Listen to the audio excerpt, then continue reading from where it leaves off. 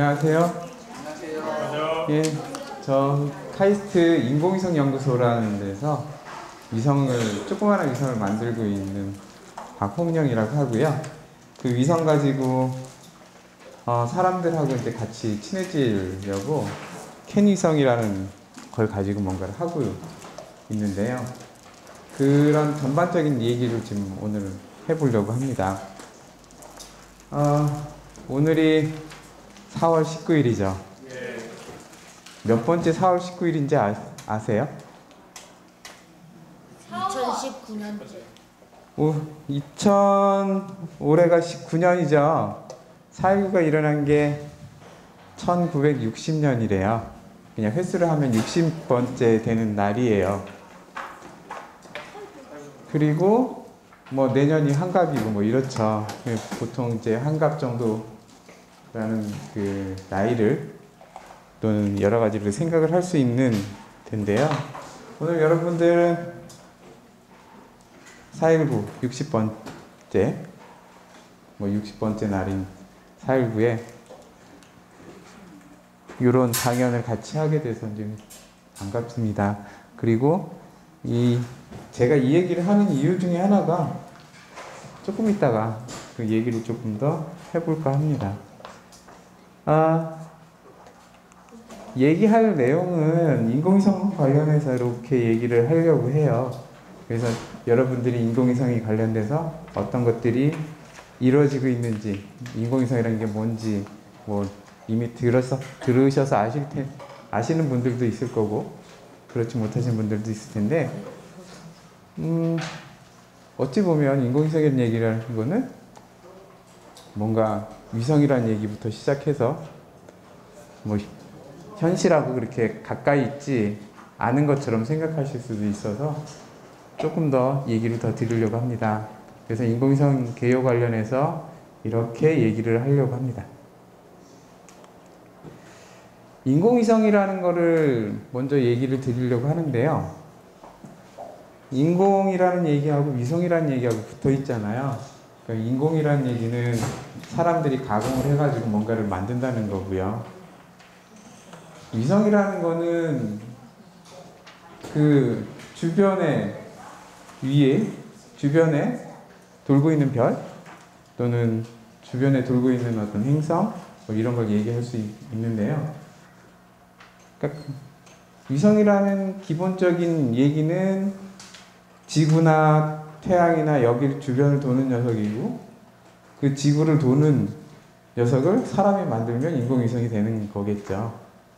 그래서 인공위성을 사람들이 이제 뭔가 만들어서 이제 하고 있는데 첫 번째로 사람이 인공위성을 만든 게 혹시 언제인지 아세요? 네, 여기 써 있죠. 1957년 정도 되는데요.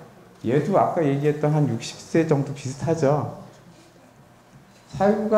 우리나라는 4.19가 일어났을 때 딴 나라는 위성을 만들어서 띄웠습니다.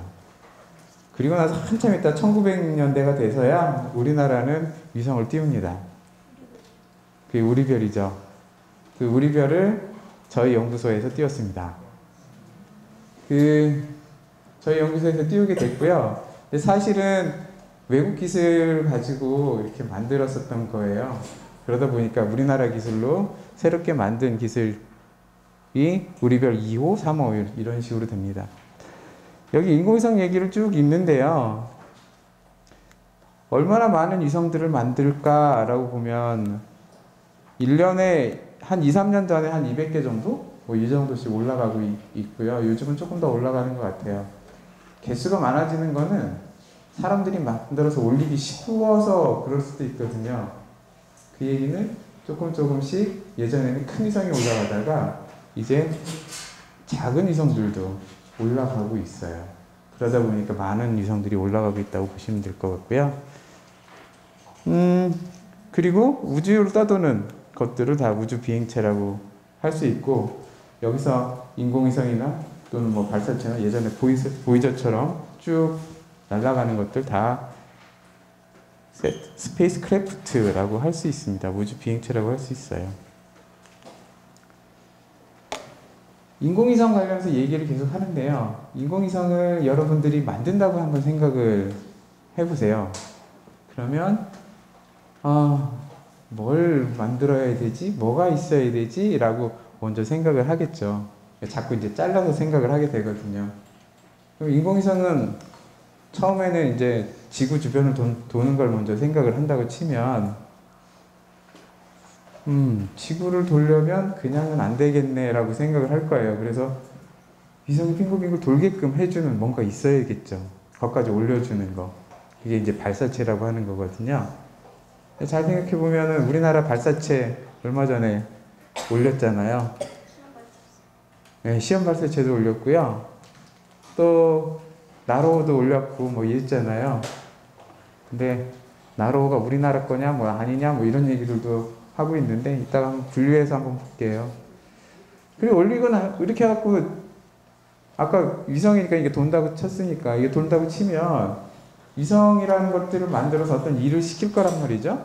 일을 시키고 나면 얘가 일을 시킨 걸 내가 받아가지고 뭔가를 해야 되잖아요. 근데 내가 하늘에 있는 것도 아니고 그러니까 땅에서 뭔가 데이터를 받아야 될 거예요. 이 시킨 거를 내가 뭔가를 취해서 뭔가를 해야 되잖아요. 그러다 보니까 땅에서는 지상국이라는 게 필요합니다. 그래서 주변 환경을 보면 위성을 만들려고 그러면 올리는 것도 있어야 되겠네. 그리고 거기서 뭔가를 한 걸 내가 받아서 뭔가를 해야 할 것도 필요하네 라는 것들 생각을 해야 된다는 거죠. 그래서 위성을 만들면 그런 거 생각을 하고 또 하나 위성을 만들어서 올리면 그러면은 이제 실제적으로 내가 위성을 만든다고 치면 이 위성이 뭐를 하는 위성일까 라고 생각을 해봐야 될 거잖아요. 난 카메라 갖고 올라가고 사진 찍을래. 위에서 보니까 다 잘 보여. 뭐 이렇게 생각할 수도 있는 거예요. 그런 것들을 이제 탑재차라고 보통 해요. 그래서 올라가서 이렇게 사진을 찍는다든지 그런 것들을 보면서 이제 우주에는 뭐 있지 하고 뭔가를 측정을 한다든지 그리고 내가 지금 제대로 가고 있는지 아까 좀 전에 레이저 갖고 뭔가 했잖아요. 그 레이저 가지고 밑에 이렇게 봐가지고 갔다 돌아오는 시간을 재갖고 내가 얼마나 높이 있는지 또는 밖에서 내가 거울을 달고 갔을 때 밖에서 나한테 레이저를 쏴서 받아가지고 거기서 나까지 거리가 얼마나 되는지 뭐 이런 걸 통해서 이렇게 도는데 어떤 식으로 돌고 있는지를 알 수도 있을 거고요. 그런 것도 이제 탑재체라고 하고요. 그럼 기본적으로 위성이 기본적으로 어떤 일들을 하기 위한 기본 그러니까 사람으로 말하면 사람의 기본들 뭐 심장도 있어야 되고 콩팥도 있어야 되고 뭐 이런 것들 있죠. 이런 걸 지금 버스 또는 본체라고 얘기를 하고 있거든요. 그래서 위성에 대해서 이렇게 생각해 보면 위성은 내가 만든다고 치면 발사체도 어떻게든 뭔가 내가 올라갈 것을 어떻게든 찾아서 해봐야 되겠다. 지상국도 어디서 데이터를 얻어서 내가 뭔가를 해봐야 되겠다. 그리고 위성을 만드는 데 있어서 기본적으로 돌고 있는 그 틀을 만들어야 되겠다. 그리고 내가 뭔가 목적하고 있는 임무라는 걸 할 수 있는 것들을 만들어야 되겠다. 또는 사와야 되겠다. 이렇게 하는 거죠. 여러분들은 아주 높이 올라가서 위성을 타고 막 올라갈 수 있을 때 하고 싶은 게 혹시 뭔가 있으세요? 위성을 타고요? 위성을 만약에 타고 간다고 치면 아니면 아주 비행기가 높은 비행기를 타고 간다고 치면 하고 싶은 것들. 예. 만약에 높은 비행기를 타고 가서 예. 그 낙하산 그리고 한번 내려오고 싶어요? 네. 네. 친구들은 한 분씩만 할게요. 같은 거에 대해서는 시간이 많이 걸릴 수 있으니까 이 친구 한번 얘기해 볼게요.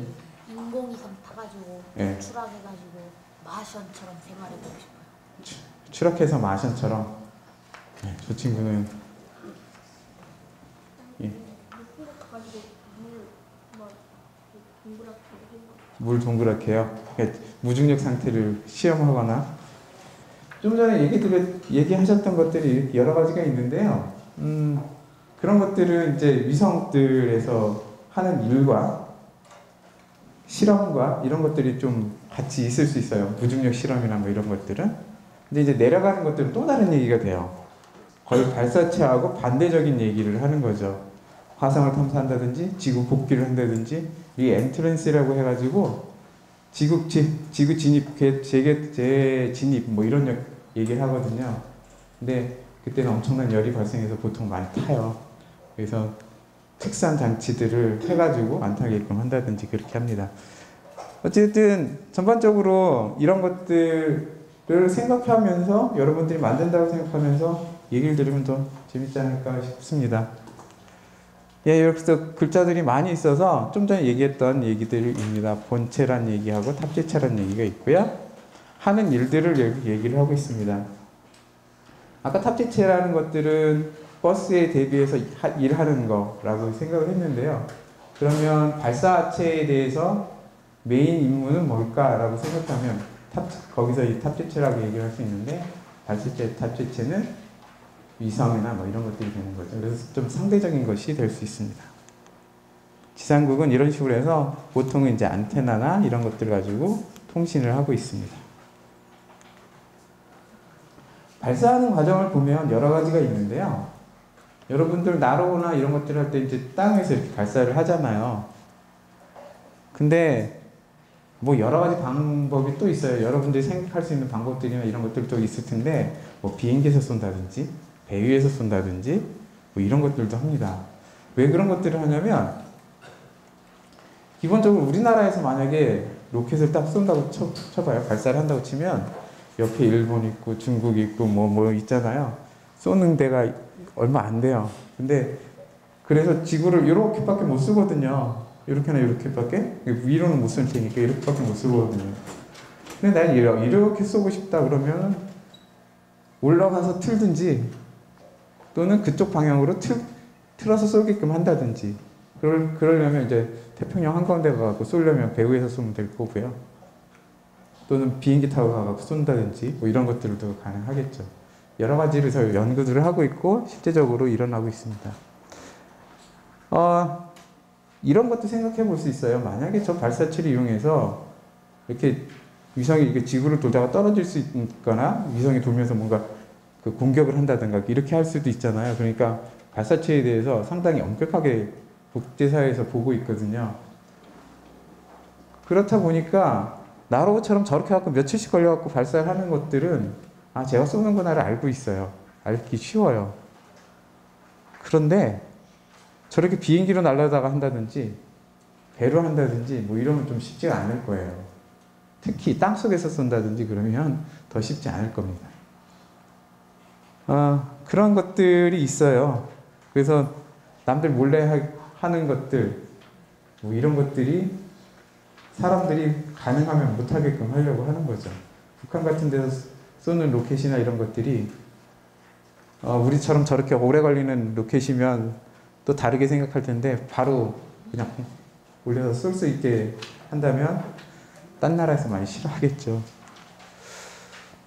발사체 얘기 계속 하자 보면 지금까지 위키피디아나 뭐 이런 데서 보면 이렇게 해서 거의 60년 전에 소련하고 미국들이 이제 쐈고요.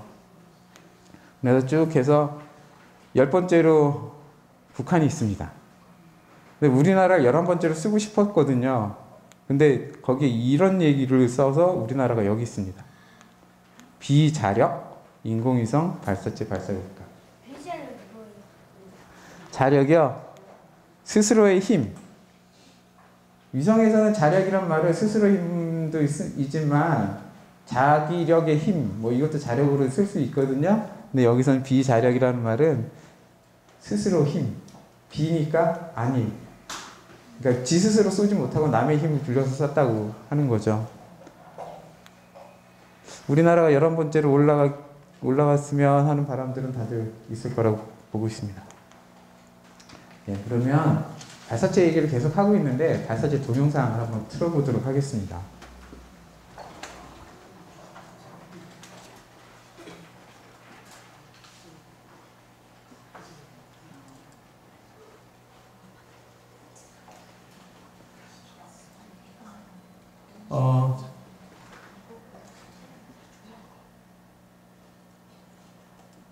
시간이 좀 걸려서 이게 뭔 발사체 얘기냐라고 할 수 있는데 이게 과학기술위성 3호 위성이 있거든요. 제가 그쪽 책임자였는데, 본체 책임자였는데요. 저렇게 올라가는 거라고 합니다. 신기하게 밑에서 올라왔죠. 저걸로 봐서 대충 생각하시는 것들을 생각하실 수 있을 거예요. 저기가 어디냐면 소련이었거든요. 예전에 러시아에서. 그 러시아인데 이렇게 보면 거기서 이쪽 미국을 보나 이쪽 미국을 보나 왼쪽으로 가나 오른쪽으로 가나 거리가 비슷해요. 그리고 저 속에 땅에다 저런 구멍을 많이 내놨습니다. 그리고 대륙간 탄도미사일 기술입니다. 저기. 예전에 소련 애들은, 지금의 러시아 애들은 저런 기술들을 이용해서 뭔가를 많이 할 수 있었던 힘들을 갖고 있고요. 지금은 이제 미사일 뭐 이런 것들을 좀 금지하고 있으니까 위성 쪽으로 돌려서 하고 있습니다. 일단 1단이 분리돼서 저렇게 가는데 시간이 좀 더 걸리니까 또 땡겨 보도록 하겠습니다.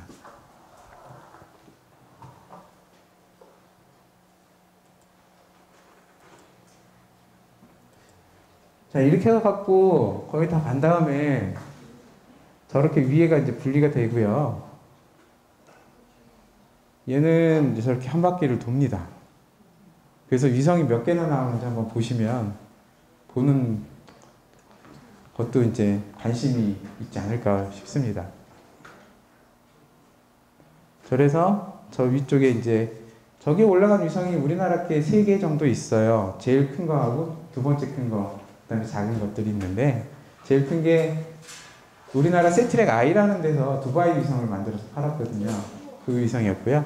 저 위성, 저기서 이제 나오는 위성 중에 제일 큰 위성, 지금 저기 육각으로 돼 있는 저 위성이 세트랙 I 위성이고요. 큰 것 중에서 저희 과학기술형 3호 지금 나가고 있는데 저게 저희가 썼던 거고요.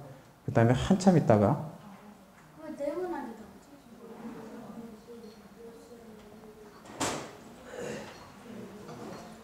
우리나라에서 쏜 저렇게 작은 것도 있습니다.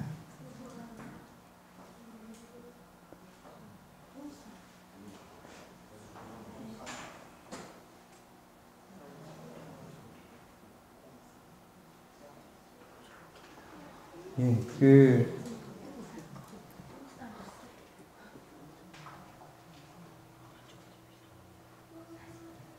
이렇게 위성들을 이렇게 볼 수가 있는데요. 한 20몇 대, 30몇 대 정도 쉬셨죠? 예. 그 정도 쉬셨죠? 그러니까,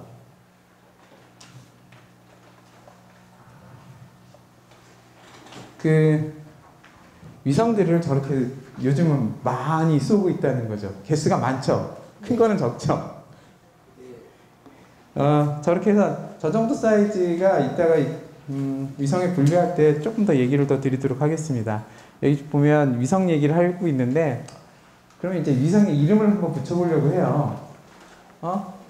위성이라는 걸 올렸는데, 저거는 무슨 위성이라고 이름을 붙일까?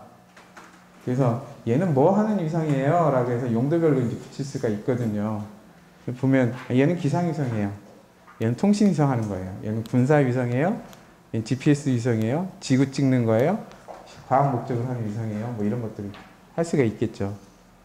그 다음 위성이 아까 조금 이렇게 돌고 있는데 계산을 막 해보면 어느 정도 속도로 높여놓으면 얘가 지구 자전하고 똑같이 돌겠네? 뭐 이렇게 해서 정지궤도 위성이 있고요. 한 3만 4천, 3만 6천 정도 되는데 거기 위치가 있거든요. 근데 거기서는 너무 머니까 내가 사진을 찍고 싶다 그러면은 좀 보기가 좀 안 좋거든요. 아주 너무 머니까. 그래서 가까이서 위성을 돌리기도 해요. 한 300km, 400km. 저궤도 위성 이렇게 얘기를 하죠. 근궤도 위성, 뭐 저궤도 위성이라고 얘기를 하는 거고요. 그래서 궤도별로 저궤도, 중궤도, 정지궤도 뭐 이런 것들 얘기를 할 수 있고요. 그다음에 이제 중량에 대해서도 얘기하는데, 여러분 차들 생각해 보시면 트럭 같은 거 있잖아요. 그만큼 큰 위성들도 있어요. 근데 요만한 탁자만한 위성도 있고요. 그게 이제 저희가 만들고 있는 그 위성들, 우리 저희 학교면서 연구소인 저희가 만든 우리별 위성이 요 정도 많아고요. 그리고 더 작은 것들이 있어요. 아까 뭐 조그만한 거, 나노위성, 피코위성 이런 게 있는데 위성의 단위를 작은 것들 아까 막 나왔잖아요. 그래서 사람들이 부르기 쉽게 외국 사람들이 단위를 붙이다 보니까 U자를 써요. 유닛. 한 단위. 뭐 이런 식으로. 근데 단위를 붙일 때 사람들이 많이 쓰는 단위로 한 단위를 만들 거잖아요. 그러니까 대충 물 1리터 정도 크기. 뭐 이 정도를 1U라고 해요. 물 1리터면 10cm, 10cm, 10cm잖아요. 사람들이 쉽게 단위를 매기잖아요. 그래서 아까 그 위성 막 나올 때 보면 작은 거 하나 나오는 건 1U, 2개 나오는 건 2U, 3개 나오는 건 3U 뭐 이런 식으로 얘기를 하거든요. 그래서 아까 나노위성 중에서 보면 1U, 2U, 3U 이런 것들을 요즘에는 보통 이제 대학 실험실이나 이런 쪽에서 많이 해요. 그러다 보니까 쏘는 위성의 개수가 많아지고 있죠. 예전에 이런 것도 해보려고 했었어요. 보면 실제적으로 올라갔는데 펴지질 못해가지고 좀 아까웠지만 크래커만한 위성을 만들었어요. 한 200개 정도 만들어가지고 야, 네 이름 붙여줄게. 이거 돈 줘. 뭐 이런 식이요. 그런 식으로 만들어갖고 올렸는데 3U짜리에다가 요만한 3U짜리에다가 올려서 만드는데 3U짜리에 뚜껑이 열리질 않아갖고 나오지는 못했어요. 어쨌든 이런 식으로도 만들 수 있고 어쨌든 돌기만 하면 위성이라는 거죠. 이 궤도 얘기니까 쭉 넘어갈게요. 여기 이상한 궤도가 있는데 여러분들 중학교 때인가 고등학교 때인가 위성 궤도 얘기 들었죠? 궤도 얘기 들었을 거예요. 그 궤도가 보면 무슨 케플러 법칙 뭐 이런 식으로 해갖고 타원을 돈다. 그리고 무게가 무거운 게 중심에 하나가 있다. 뭐 이런 얘기죠. 지구 자전하고 똑같이 돌면 내 위치하고 똑같이 있을 테니까 지구 자전하고 똑같이 돌려면 적도상에 있어야 되겠다. 이렇게 될 거예요. 그러면 적도상에서 볼 수 있는 나라들은 적도상에다가 위성을 거기다 띄워놓으면 계속 나랑 보면서 뭔가를 할 수 있으니까 나랑 통신도 할 수 있고 뭐 이렇게 돼요. 나의 상황도 알 수 있고 그렇게 되는데 내가 북극이나 남극에 있는 나라다. 특히 러시아 같은 나라는 보면 적도에서 잘 안 보이거든요.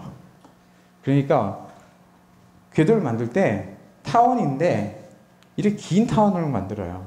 그러니까 여기는 조금 지나고 여기는 많이 보게끔 뭐 이런 형태의 사람들의 꼼수를 쓸 수 있어요. 그리고 위성에 또 다른 꼼수라고 하면 위성을 그냥 띄워놓으면 이렇게 만약에 띄운다고 그러면 봄, 여름, 가을, 겨울 하면 위성이 이렇게 돈다고 치면 보통 지구가 태양을 보는 쪽이 대충 12시잖아요. 그러니까 여기서는 이렇게 돌 때는 6시 궤도를 돌 거고요. 이렇게 돌 때는 12시 궤도 정도를 돌겠죠. 그러니까 사람들이 운영하기 시간이 귀찮아 뭐 이런 식으로 얘기할 수도 있지만 위성에서 보니까 내가 찍으려고 했던 지표면 광량이 다르다. 난 똑같이 하고 싶다. 뭐 이렇게 생각할 수 있거든요. 그러다 보면 살짝 하루에 조금씩 틀어가지고 이렇게 틀리는 거죠. 계속해서 트는 거죠. 1년 내내 틀어요. 그렇게 하는 게 좀 어려운 말로는 태양 동기궤도. 그거를 좀 풀어서 쓰면 태양이라는 거는 시간이니까 우리가 갖고 있는 시간이니까 시간하고 시간을 맞춘 그런 궤도. 우리 하루 시간하고 맞춘 궤도를 태양 동기 궤도 뭐 이런 식으로 얘기할 수 있습니다. 그래서 정지 궤도, 중궤도, 여기는 저궤도, 여기는 태양 동기 궤도 이런 얘기를 할 수 있는데 태양 동기 궤도가 어떤 거야라고 얘기하면 조금 사람들이 좀 다르게 보지 않을까요? 그렇습니다. 그래서 날짜별로 태양이 바라보는 면이 여기가 12시일 텐데 얘는 뭐 10시면 얘는 6시 이렇게 될 거고요. 얘는 이렇게 되면 여기가 1시, 2시 이 정도 될 거고 계속 2시 이때 위성이 지나가는 이런 형태를 볼 수 있을 겁니다. 이 얘는 지구 표면 위에다가 위성이 지나가는 길을 막 그려본 거예요. 그래서 아, 나는 미국 지날 때 여기 찍고 싶어. 그러면 아, 요때 내가 뭐를 하면 되겠구나. 나 우리나라 근처 여기서 뭔가를 하고 싶어. 그럼 요때 뭔가를 하면 되겠구나. 이걸 그림을 그린 건데요. 이 그림을 어떻게 그린 거냐면 위성은 그냥 계속 돌아요, 이렇게. 근데 지구가 자전을 하죠. 지구 자전을 하니까 사실은 위성은 가만히 있는데 지표면에서 그려지는 부분이 다른 거죠. 그래서 그걸 열심히 계산을 하면 이런 식으로 되는데 보통 한 저궤도라고 해서 500, 600 정도 되면 하루에 15번 내지 14번 정도 지나는 정도가 됩니다. 이렇게 해갖고 이제 난 어디 찍고 싶어 할 때 이렇게 위성 얘기로 보면 여기 찍고 싶어 그럼 언제 찍으면 되겠네. 여기 찍고 싶어 그러면 언제 찍으면 되겠네. 뭐 이렇게 되는 거죠. 예, 이거는 이래저래 들으셨을 것 같은데 개념적으로 보면 지구는 만유 인력에서 땡기고 있고 위성은 자꾸 도망가려고 하고 있고 도망가는 거하고 땡기는 거하고 똑같을 때 즉 만유 인력하고 원심력이 같을 때 위성은 돈다. 단 이때 마찰력이 없어야 되겠죠. 근데 마찰력이 한 200km, 300km 정도 되면 많거든요. 그래서 200km, 300km에서 돌고 있으면 금방 떨어집니다. 몇 달 내에 떨어지거나 며칠 내에 떨어집니다. 그래서 근데 한 500km, 600km 정도 되면 몇십 년 정도 걸려요. 그래서 조금 더 올라가면 700km 뭐 이런 식으로 올라가면 기하급수적으로 늘어가고 언제 떨어질지 몰라요. 근데 여기에 루트 2배 정도를 하면 루트 2배 한 1.4배의 힘을 가해지면 얘는 아예 영영 도망가고 안 들어올 수 있는 힘을 얻습니다. 그래서 탈출 속도라고 합니다. 그래서 위성 속도는 그러면 궤도 속도하고 탈출 속도 사이에 있겠죠. 어떤 식으로 계산했을 때 만류력하고 원심력을 계산한 다음에 대충 보면 되는데 잘 보시면 지표면에서는 7.9km고요. 점점 올라가면서 이제 속도나 이런 부분들이 달라지게 되는데 지표면 속도, 지구 중력 벗어나는 속도, 태양 중력권 벗어나는 속도 뭐 이런 것들을 제1 속도, 제2 속도, 제3 속도 뭐 이런 식으로 얘기를 하고 있습니다. 어쨌든 지표면 입장에서 보면 이 속도보다는 커야 되겠죠. 그래야지 위성이 돌 수 있는 거라고 보시면 될 것 같습니다. 탈출 속도도 이제 그 찾아보시면 이런 식으로 볼 수 있는데 중간에 있는 중력이 엄청 크다 그러면 빛도 못 도망가게 되고 이런 것들을 블랙홀이라고 하고 있죠. 그래서 태양을 벗어나기 위한 뭐 조건은 얼마고 이런 것들을 얘기할 수 있습니다. 지금부터는 이제 위성 관련해서는 지금까지 전반적인 위성이 돌기 위한 얘기를 했고요. 지금부터는 위성 속에 뭐가 있는지에 대한 얘기를 하려고 합니다. 위성을 만들어서 하려고 하니까. 이렇게 있습니다. 그래서 요거를 하나하나 얘기를 드리면 좀 복잡하니까 위성이 어떤 형태, 어떤 상황을 겪는지를 한번 얘기를 드릴게요. 아까 잘 보시면 위성이 내가 위성을 만들어서 돌리고 싶다 그러면 올라가야 된다고 그랬잖아요. 그리고 올라가서 돌고 있으면 AS가 안 됩니다. 거의 AS 하는 일이 힘듭니다. 허블처럼 그렇게 큰 것들은 AS를 하기도 해요. 근데 저희 같은 위성은 감히 그 AS 할 생각을 안 하거든요. 그래서 한번 올릴 때 잘 올려야 돼요. 예? 수리장치요? 잘해서 만들어서 올려놓으면 되긴 될 텐데 이게 그런 것도 있어요. 올리잖아요. 그러면 한 예전에는 1kg 정도 올리는데 발사에 실어주세요 하는데 한 1억 정도 걸렸거든요. 수리장치를 얼마나 큰 걸 올리느냐에 따라 좀 달라지겠죠. 얼마나 여러 번 하느냐에 따라 달라지겠고요. 요즘 한 5천만 원에서 1억 정도 왔다 갔다 그 사이 되는 것 같아요. 그래서 튼튼하게 올라가야 돼요. 튼튼한 구조를 갖고 올라가야 돼요. 그래서 발사체는 보통 사람이 안 타니까 막 흔들리거든요. 그런 구조를 갖고 올라가야 되고요.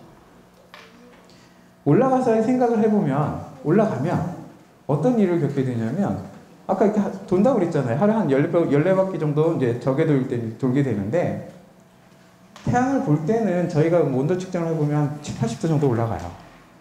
그 면이, 태양 보는 면이. 근데 태양을 안 보는 면은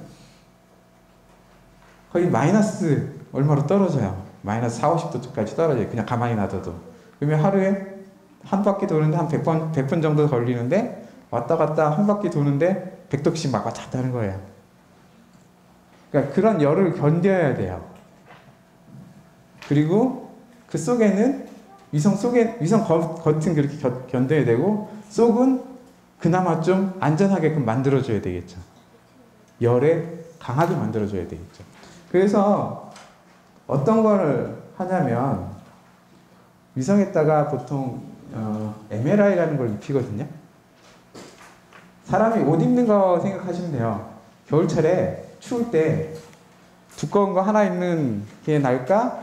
얇은 거 여러 겹 입는 게 나을까 하면 얇은 거 여러 겹 입는 게 낫다고 하잖아요. 그래도 위성에도 이런 비닐 같은 걸 입히는데, 이게 한 11층짜리 뭐 그런 층으로 된 멀티 레이어드 인슐레이터 뭐 이런 식, 그런 식의 MRI라는 그런 그 포장지를 입히거나 그렇게 하거든요. 그래서 열 제어가 필요합니다. 또 위성이 갖고 있는 상황 중에 또 하나는, 올라갔잖아요. 공기가 별로 없어요. 진공 상태가 돼요. 그러니까 여기서 이런 거 놔두면 뭔가 공기방울이 거기 안에 있으면 올라가면 터질 수도 있고 그러거든요. 그러면 장비를 못 쓰거나 그렇게 될 수도 있어요. 그렇기 때문에 그러면 그런 환경을 겪어요. 그렇기 때문에 그런 거에도 좀 강한 제재를 놓고요. 대신 저희는 올라가기 전에 그 빵 굽는 챔버 같은 데다 집어넣습니다. 집어넣고 공기를 막 빼내요. 공기를 막 빼내갖고 거의 우주랑 똑같이는 못하지만 우주처럼 진공을 만들어요. 그래서 얘가 잘 버티나 이렇게 보죠. 그리고 막 온도를 막 올렸다 내렸다 해요. 그래서 얘가 잘 버티나 뭐 이런 것들을 봅니다. 열구조 얘기까지 이렇게 되고 있고요. 그 다음은 올라가서 얘기를 합니다. 이제 올라가서 내가 직접 뭔가를 하려고 해요. 이 얘기는 제가 계속 얘기를 하고 있는 건데, 저희랑 비슷해요. 깜깜한 바다 위에 배가 떠 있는 거나 위성이 도는 거나, 아주 잔잔한 바다에 떠 있는 거나 위성이 도는 거나 거의 비슷하거든요. 그 상황에서 위성이 올라간 상황에서 난 여기 찍고 싶어 저기 찍고 싶어 막 이럴 거잖아요. 그 상황을 좀 얘기를 드리려고 해요. 그게 이제 자세에 관련한 얘기인데요. 내가 지금 있는데, 내가 지금 어디를 바라보고 있지? 내가 독도에서 배를 타고 우리나라 쪽으로 오고 있었는데, 깜깜한 밤에 오고 있었는데, 자다가 일어났단 말이죠. 자다가 일어난 상황을 한번 생각을 해보죠.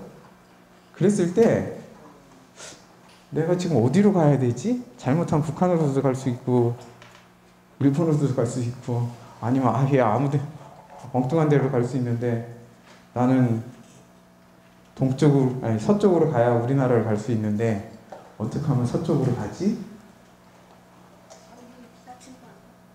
네, 나침반이요. GPS 가지고는 방향을 알긴 좀 쉽지는 않고요. 궤도라는 내가 있는 위치는 알 수 있는데 어느 방향으로 가지 알 수 있는 거는 조금 다른 얘기가 될 수는 있어요. 아까처럼 나침판을 가지고 보면 내가 지금 얼마큼 틀어져 있네? 뭐 이런 거 알 수 있어요. 또 알 수 있는 것들은 밤이면 별을 보고 별을 사진을 찍어요. 위성이. 그래가지고 내가 찍은 사진에 오리온 자리가 찍혔네? 오리온 자리가 얼마큼 틀어진 걸 찍혔네? 뭐 이렇게 보면 내가 얼마큼 자리 틀어져 있구나 뭐 이런 걸 알게 되거든요. 그래서 이제 그 과정을 자세에 대한 과정을 두 가지로 나누면, 하나는 내가 얼마나 틀어졌지를 아는 과정, 두 번째는 내가 얼마나 틀을래 하는 과정. 이 과정인데, 지금 얘기하고 있는 부분이 자세 제어 센서 얘기. 내가 얼마나 정도 틀어졌지? 라는 걸 아는 거에서 나침판 좋은 얘기가 되고요. 낮에는 태양을 보는 거, 밤에는 별을 보는 거, 뭐 이런 것들을 알 수 있어요. 그럼 이제 틀으려고 해요. 내가 봤더니 북한으로 가고 있어요. 어떡하지? 서쪽으로 틀어야 돼요. 양쪽으로 틀어야 되는 거 쪽이잖아요. 나는 서쪽으로 가고 싶으니까 머리를 서쪽으로 어쨌든 틀어야 되겠죠. 그래야지 동해 쪽으로 가겠죠. 추력기. 추력기는 가장 쉬운 방법 중에 하나예요. 내가 뭔가를 막 내보내면 작용 반작용에 의해서 틀어지는 그런 형태로도 할 수 있고요. 또 네? 네, 헬리콥터 이용하는 거. 네. 바퀴로. 네. 조금 이따 설명 더 드릴게요. 그리고 또 하나 혹시 아시는 분? 제가 두 가지 얘기하려고 하는 것 중에서 예. 그 바닷물을 끌어 모아서 예. 그거를 호스처럼 이렇게 뿌려가지고 잡은 거 반짝이고. 근데 아까 그 추력기랑 비슷한 얘기고요. 그 위성은 올라가고 나면 아무것도 없어가지고 뭐 끌어들일 게 별로 없어요. 사실은 누군가는 돛을 달아가지고 여행을 하기도 해요. 일본에서 했거든요, 그런 걸. 태양 돛이라는 걸 만들어서 아주 큰 돛을 만들어서 그런 방법도 있는데 보통 아까 좀 전에 얘기한 건 추력기처럼 작용 반작용의 법칙에 의해서 이쪽 끝에다가 쏘면 이렇게 살짝 돌겠죠. 그러니까 추력기는 보통 두 가지로 하는데 자세 잡는 거 또는 길을 빠르게 간다든지 하는 거 그렇게 쓰이고 있습니다. 트는 것 중에서 좀 전에 얘기한 방법이 아주 정밀하게 자세 제어를 하는 방법 중에 하나예요. 어떤 거냐면 대부분 아실 거예요. 뭐 웬간한 거 다 더하면 다 똑같다 뭐 이런 거. 그러니까 화학 전 물질하고 화학 반응이 일어난 후 물질이 같다. 뭐 이런 거. 전체 에너지는 같다. 뭐 에너지 보존의 법칙, 질량 보존의 법칙, 무슨 보존의 법칙. 뭐 이런 보존의 법칙 있잖아요. 여기에 회전력의 보존의 법칙이 있어요. 뭔 얘기냐면 내 안에서 도는 거를 다 더하면 같다. 뭔 얘기인가요? 내 안에서 오른쪽으로 심하게 돌고 있으면 나는 가만히 있으면 왼쪽으로 돈다는 거죠. 그래야 전체적으로 회전력이 같으니까. 내가 100kg짜리 사람인데 안쪽에서 1kg짜리가 1분에 100번 도는 형태로 돌고 있으면 나는 반대쪽으로 1분에 1번 도는 정도의 회전력이 생긴다. 그래서 이름을 바퀴, 휠이라고 하거든요. 근데 어떤 힘에 의해서 가느냐? 반작용에 의해서 간다고 해서 반작용 휠, 보통 이런 식으로 얘기를 해요. 그런 힘으로 내가 이쪽 방향으로 갈 걸 이쪽 방향으로 갈 수 있습니다. 안쪽에서 이쪽으로 막 돌리면 나는 이렇게 도는 거죠. 또 다른 방법 중에 하나는 여러분도 쉽게 생각할 수 있는 것 중에 하나인데요. 내가 자석이 되면 돼요. 뭔 얘기냐면요. 여기 있잖아요. 이렇게 있잖아요. 내가 이쪽이 이제 서쪽이라고 칠게요. 그러면 N극하고 N극이 반발을 하니까 내가 S극을 이쪽에 만들어버리면 얘는 돌아갖고 이렇게 될 거잖아요. 그런 자기장의 힘을 이용하는 거죠.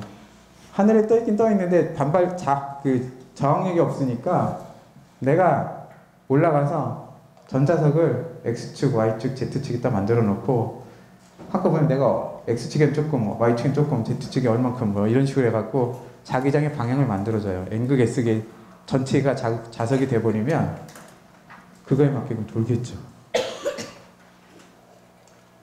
그런 형태도 가능합니다. 그래서 이렇게 내가 가다가 저쪽 찍고 싶은데 그러면 그렇게 돌리는 거죠.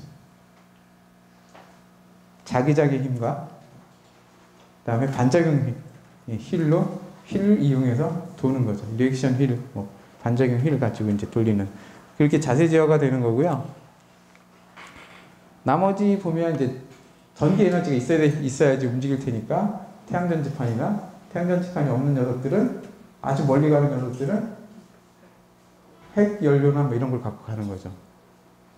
그래서 저기 옛날에 갔던 그 비행치들 보이저나 뭐 이런 것들은 태양 에너지 갖고만 안 되니까 핵 연료나 이런 것들을 가져갔을 거고요. 통신은 뭐 무선 통신을 해야 될 거고요. 추진계 뭐 이런 게 있어야 될 거고, 컴퓨터가 말을 알아들어야 되니까 지상에서 명령 주고 받고 하는 것들 알아야 되니까 데이터 명령 처리계들을 갖고 있어야 될 거예요. 이게 과학기술위성 2호 모형이고요. 이런 것들이 있습니다. 그래서 열제역에 아까 MLI 얘기를 했었죠. 이런 식의 그 옷을 입히기도 하죠. 데이터 처리기는 일반 컴퓨터랑 비슷하게 생겼어요. 전력계도 이제 배터리 가지고 솔라 패널 가지고 배터리 충전을 하고 배터리 충전한 거를 에너지로 제공해주는 것들, 통신계, 무선 통신할 수 있는, 휴대폰처럼 무선 통신할 수 있는 그런 것들을 가지고 있고요. 아까 여기 보면 태양이 어디 있는지, 별이 어디 있는지 뭐 이런 것들이 있어요. 별 감지하는 방법은 사진을 찍은 다음에 제일 밝은 세 별을 잡아가지고 이거랑 모양이 똑같은 녀석이 어디 있지? 뭐 이렇게 해서 얼마큼 틀어졌지? 뭐 대충 이렇게 생각하시면 될 것 같고요. 지자기 토커나 뭐 이런 것들이 있고요. 반작용 휠이나 이런 게 있고 추락기 뭐 이런 게 있습니다. 시간이 너무 빨리 가네요. 탑재체 얘기를 할게요. 탑재체는 일반적으로 아까 올라가면 그럼 사진 찍겠죠. 근데 사진을 찍다 보면 우리나라는 구름이 많이 켜요. 그래서 뭐 50%, 30%이 정도밖에 못 써요. 그러니까 사람들이 여러 가지 꼼수를 씁니다. 꼼수를 쓰는데요. 여러분들은 깜깜한 밤에 안 보이면 어떻게 사진을 찍을까요? 프레시요. 네. 프레시 방법도 쓰고요. 또는 밤에는 보통 적외선으로 찍으면 좀 낫겠죠. 열로 찍는 거. 그런 게 있을 거고. 근데 프레시를 찍는다 쳐도 구름 끼고 그러면은 어떻게 찍을까요? 가까이. 그냥 아예 휴대폰에 그러니까 내가 저기 뭔가를 찍고 싶어요. 그러니까 이런 거죠. 저 나라가 나를 공격하려고 그러는데 탱크가 막 움직이는 것 같은데 막 구름 낀 날 움직이는데 이거 어떻게든 보긴 봐야 되는데 어떡하지? 뭐 이런 거죠. 인공위성으로 그것도 이제 보거든요. 적외선은 구름을 통과를 못할 거예요.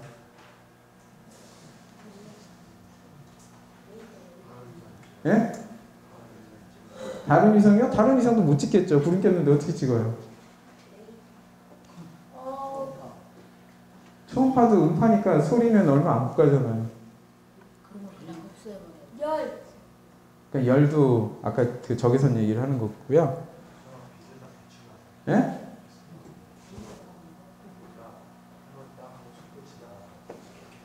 네. 그러니까 이렇게 춥고 지나가면 구름이 껴있으면 이 밑에 뭐가 있는지 모르잖아요. 네, 좀 전에 얘기하신 전파예요. 그러니까 통신을 하면 통신은 되거든요. 구름 낀 날도 저기 위성방송 들을 수 있잖아요. 그 방법을 위성에서 이용합니다. 어떻게 하냐면 위성에서 전파를 쏴요. 땅에다가. 그럼 반사되잖아요. 그럼 반사된 걸 가지고 모아요. 반사된 걸 막 모아가지고 얘 얼마큼 떨어져 있는 녀석들이 어떻게 분포되어 있는지를 알 수 있잖아요. 그렇게 되면. 그래갖고 그걸 갖고 그림을 만들어요. 그거를 전파 망원경, 전파 카메라 뭐 이런 식의 얘기를 하는데 싸라고 얘기를 보통 많이 해요. 그래서 카메라를 찍으면 이런 식으로 이제 찍혀갖고 뭐 이런 식으로 볼 수 있는데요. 그 뭐 작은 위성으로 찍었을 때 예전에 이렇게 찍었는데 요즘은 뭐 이렇게까지 보여요. 뭐 1m짜리 해상도를 보면 이렇게 보이고 더 세밀한 해상도까지 볼 수 있고요. 이런 식으로 뭐 비행기든 또는 우리나라에서 찍었던 영상들인데요. 컨테이너든 뭐 이런 것들 볼 수가 있어요. 그러면 이런 것들을 보고 이런 얘기 들어봤을 거예요. 미국에서 까르푸에 주차된 차 개수를 세가지고 여기 매출이 얼마 정도 나오겠네? 뭐 이런 것도 알 수 있을 거고요. 또 넓게 찍으면 올해 농산물이 어떤 식으로 지금 수확이 되고 있네? 뭐 이런 식으로 해갖고 올해 농산물 가격이 어떻게 될 거야? 뭐 이런 식으로 예측하기도 하겠죠. 요게 아까 얘기했던 쌀 형상인데요. 이런 형태로 전파망원경이라고 보시면 되는데 아까 전파를 쏴갖고 얻어내면 이런 식으로 보이고요. 특히 금속이나 이런 게 조금 더 밝게 빛나거든요. 그래서 여기는 그냥 일반적인 건데 밝게 빛나는 부분이나 이런 부분에 나무 밑에 살짝 나무 밑이나 이런 데 숨은 것도 발견할 수 있거든요. 그렇게 되면 나무 밑에 숨은 어떤 금속 물질이나 이런 것들도 파악할 수 있고 좀 전파가 좀 긴 거를 쓰면 땅을 살짝 뚫고 들어갔다 나올 수도 있어서 지하에 뭐가 묻혀 있는지 약간의 그런 것들도 활용할 수 있습니다. 그림자는 어떻게 나오는데? 그림자요? 그림자는 보면 내가 쐈잖아요. 내가 쏘잖아요. 쏜 거가 여기 맞고 뒤쪽은 안 거잖아요. 그러니까 이쪽에 대해서는 밝기가 약해지니까 그림자처럼 보이겠죠. 그러니까 내가 프레쉬를 딱 붙이면 그림자가 생기잖아요. 그거랑 비슷하다고 보시면 돼요. 과학적으로는 여러 가지 과학적인 목적으로 사진을 찍는데요. 이 그림으로 얘기를 할 수도 있을 것 같습니다. 이게 지상에서 찍은 영상이고요. 이게 과학기술형 3호가 찍은 영상이에요. 같은 장소인데 올라가서 찍으면 지구 대기 산란이나 이런 게 없어서 깔끔하게 찍을 수 있다는 거 볼 수 있고요. 카메라 중에 여러 가지 색깔 가지고 있는 카메라들도 있어요. 그걸로 찍으면 여기하고 여기가 같은 지역이에요. 그렇게 안 보실지도 모르는데 여기 잘 보시면 여기 길이 이렇게 두 개가 있는 게 있는데 댐 근처거든요. 그래서 구글에서 보면 이렇게 보이는데 여러 가지 색깔로 보면 물에 좀 민감한 파장대나 뭐 이런 게 있거든요. 그런 파장대를 보면 이런 데서 그래도 사막이지만 이런데 물이나 이런 것들이 많이 있을 수 있다라고 볼 수가 있거든요. 같은 위치입니다. 여기 보시면 길이 이렇게 나 있는 걸 볼 수 있어요. 저희 과학기술형 3호에서 찍었던 영상이에요. 그러니까 이 채널은 뭐냐면 하이퍼스펙트럴 이미저라고 해서 초분감 영상이라고 해서 보통 흑백 TV는 한 가지 색깔 정도 되잖아요. 그렇죠? 흑백 또는 두 가지 색깔로 볼 수가 있는데 컬러 TV를 보시면 흑백에서 컬러를 보시면 많은 걸 사람들이 느낄 수 있잖아요. 근데 쟤는 뭐 100가지 색깔이든 뭐 이런 식으로 찍는 거죠. 1000가지 색깔이든. 그렇게 찍어가지고 그 색깔 중에서 저쪽 자외선 쪽으로 가면 또는 적외선 쪽으로 가면 특성이 다른 것들이 보이는 거죠. 자외선 쪽으로 가면 물 특성이나 이런 것들이 반영이 돼요. 뭐 기상이나 뭐 이런 것들 찍는 게 있을 거고 위성 만드는 입장에서 보면 아까 처음에 얘기했죠. 큰 거에서 복잡한 거에서 차근차근 잘라가지고 만듭니다. 차근차근 자를 때 어느 정도까지 자르냐면 사람들이 알 수 있는 만큼 자릅니다. 그래서 모듈이라고 하는 요렇게 얘는 이런 걸 만들어서 여러 가지를 합쳐서 만드는 그런 과정을 거칩니다. 대부분의 위성이나 이런 것들이 비슷한 과정을 거칩니다. 예, 개발 절차는 이런 식으로 해서 설계해서 쭉 해서 검증을 해서 올리고 있고요. 시간이 많지 않아서 이건 넘어가도록 하겠습니다. 동영상, 그러니까 진동시험 올라가기 전에 얘가 망가지는지 실험을 하는 거고요. 그 다음에 태양전지판이 제대로 펴지는지 시험 뭐 이렇게 있습니다.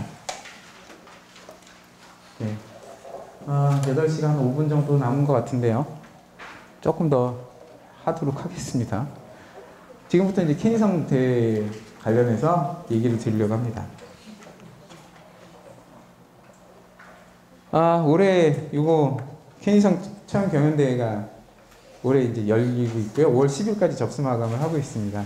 어떤 것들이 있는지 보면 체험이 있고요. 체험이 있고 체험 캠프가 있고 대회가 있습니다. 체험 캠프는 초등학교 5학년부터 중학생까지. 대회는 고등학생부, 대학생부가 있습니다. 캠프 1박 2일 캠프로 있고요.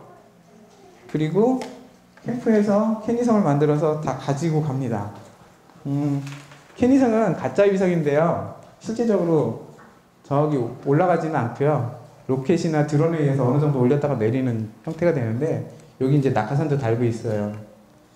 학생들과 같이 만드는 거는 이 정도 만들어서 일단 전원이 들어오죠. 그래서 전원만 들어오면 사람들 좋아하더라고요. 그리고 나서 잘 보시면 카메라가 바라보는 방향이 얘는 이제 데모로 용으로 만든 거라서 저쪽을 바라보고 있습니다. 제가 손을 약간 들어볼게요. 이 정도는 할 수 있습니다. 이 속에 이렇게 하려면 어떤 것들이 들어가야 되는지 아마 아실 거예요. 아까 위성 얘기했잖아요. 내가 지금 얼마큼 틀어졌지를 아는 센서가 저기 들어가 있어요. 그래가지고 내가 지금 얼마큼 틀어졌으니까 내가 저길 바라봐야 돼. 그러면 카메라 머리는 이만큼 들어줘야 돼. 뭐 이런 게 저런 게 들어가 있는 거죠. 저거하고 저걸 만들 수 있는 툴이나 이런 것들 다 드리고는 있습니다. 각 팀별로 하나씩은 드리고 있는데 그게 이제 캠프고요. 대회 때는 어떤 것들이 이루어지냐면 고등학생들은 저거 키트 일부를 줘요. 그리고 나서 알아서 확장하라고 하거든요. 대학생들은 알아서 만들어 오라고 해요. 그래서 만들어 온 다음에 저희가 만든 로켓에 실어 올립니다. 실어 올린 다음에 적당히 한 300~400m 정도 올린 다음에 떨어뜨려요.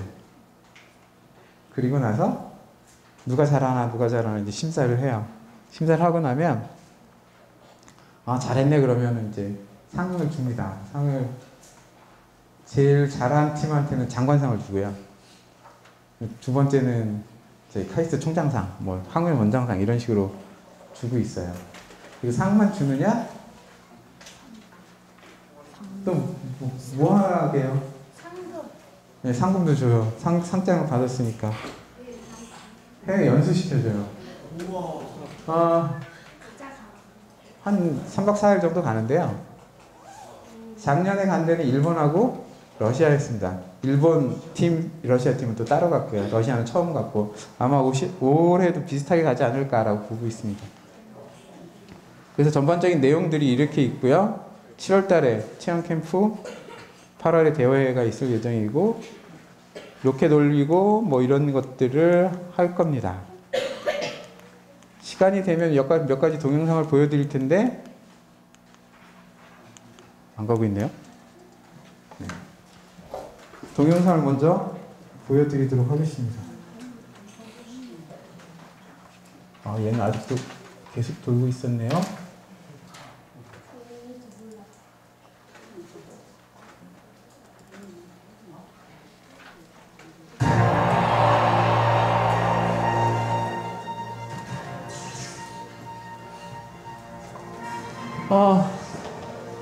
이 영상이 좀 길어서 대한민국 꿈나무들의 상상에서 도전으로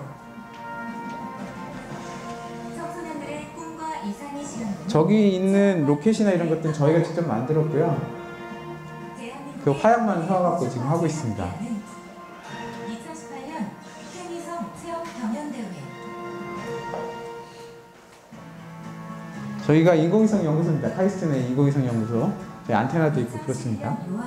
대한민국의 우주기술 잠시 제가 이쪽 자리에서 와서 얘기를 하겠습니다. 발표를 계기로 2012년부터 학생들이 캐니성 제작을 체험함으로 위성 시스템을 이해하고 다양하고 창의적인 아이디어에 의한 인물을 부여한 캐니성을 발사 운영하는 캐니성 체험 경연대회를 저희가 고흥 항공센터라는 데고요. 여기는 카이스트 인공위성 연구소입니다. 카이스트 내 그 기념관도 이렇게 보고 있고요.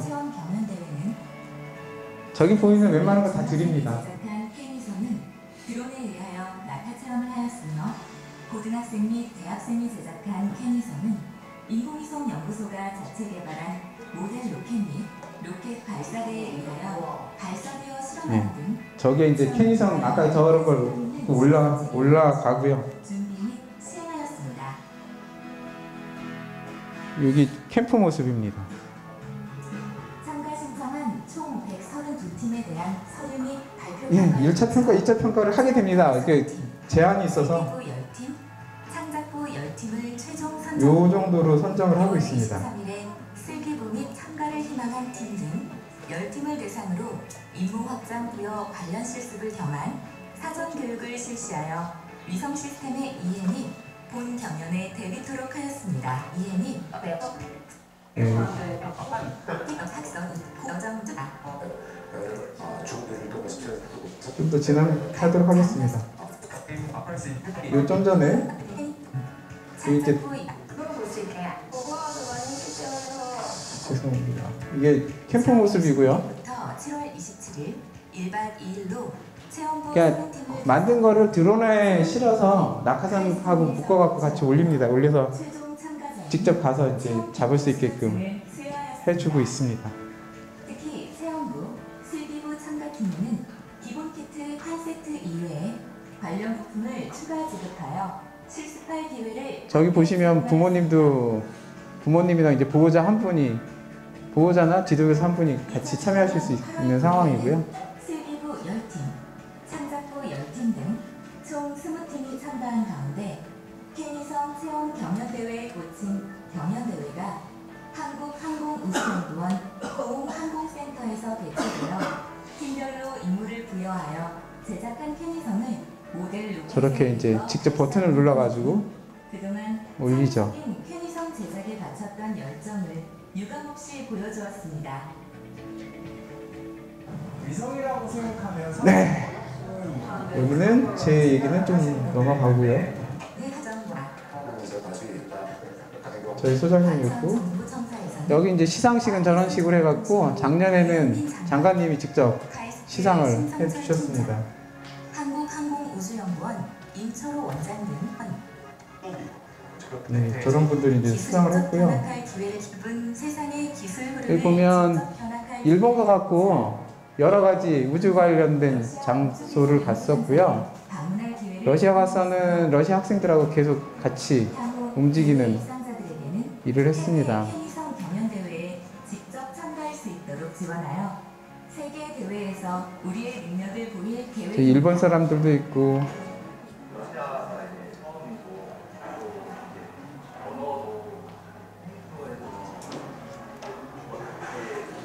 러시아 학생들이 말하는 걸 어떻게 이해할 수 있을까 싶었는데 그래도 같이 해내는 걸 하다 보니까 뭔가 언뜻 이해해서 그렇게 의사소통이 아예 안 됐던 건 아니었고 또 항공우주 전문가에 돌아다니면서 러시아 항공우주에 대해서 네, 이렇게 있었습니다. 대한민국 우주산업의 충석으로 자부심을 심어준 의미 있는 대회였습니다. 이 정도 할게요. 우주 가옥을 만들어 그리고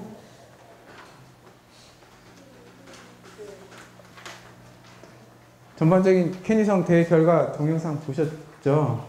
뭐 어떠세요? 한번 해보고 싶지 않으세요? 가고 싶다는 생각이 들었어요. 대회를 하고 싶어요. 네, 이게 마우스가 안 되네요. 어쩔 수 없이 저쪽에 가야겠네요. 네, 있었던 경과들 이렇게 볼 수 있고요. 경연대 뭐 이렇게 있고요. 각각 만들었던 수상팀들이 어떤 것들을 했는지 볼 수 있고요. 이런 부분들은 홈페이지 통해서 이렇게 많은 걸 볼 수가 있거든요. 그래서 해외 연수 가서 작년 같은 경우에 러시아 대사관에도 갔었어요. 대사관에 가서 대사님하고 같이 식사하는 시간도 가졌었고요. 그렇습니다. 그래서 캐니성 기본 키트는 쭉 있는데 거의 위성하고 비슷한 것들을 가지고 만들고 있습니다. 그래서 GPS도 있고 현재 어디 있고 뭐 이런 것들을 볼 수가 있는데요. 대회 당일날 보통 이런 걸 볼 수 있습니다. 그래서 위성이 이렇게 가다가 어디 갔는지를 볼 수 있는데 이 팀 같은 경우에는 여기 빠졌어요. 이게 강이거든요. 빠지기도 하고 뭐 이런 것들을 볼 수 있습니다. 예, 아까 보셨죠? 예로 이렇게 보실 수 있었고요. 전반적으로 캐니성을 이렇게 볼 수 있게끔 여기다 놔드릴게요. 이거 보면은 이렇게 움직일 수 있는 거. 얘 같은 경우에는 카메라 2대를 달아갖고 뭐 스테레오 이미지를 찍게끔 할 수도 있겠고요. 얘 같은 경우에는 3D 프린터나 뭐 이런 것들을 이용해갖고 다른 거 특별히 필요 없이 일반 그 아두이노나 이런 거 갖고 캐니성 비슷하게 만들 수도 있고요. 요 같은 경우가 기본 키트로 주어지는 일반 키트입니다. 뭐 이 정도 보여드리면 얘기가 다 된 것 같은데요. 예, 이 정도로 마치고요. 마쳐도 될까요?